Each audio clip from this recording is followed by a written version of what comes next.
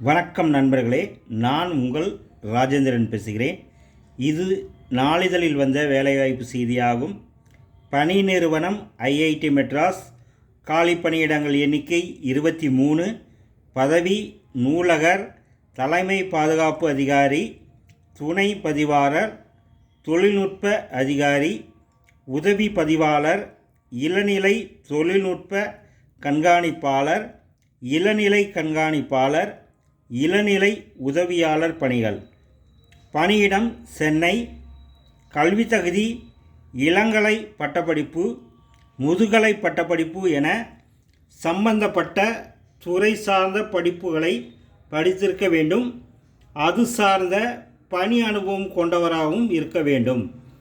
தேர்வு முறை: எழுத்து தேர்வு, தொழில்முறை திறன் தேர்வு, திறன் தேர்வு, திறனறி தேர்வு, நேர்காணல். தேர்வு முறை: எழுத்து தேர்வு, தொழில்முறை திறன் தேர்வு, திறனறி தேர்வு, நேர்காணல்.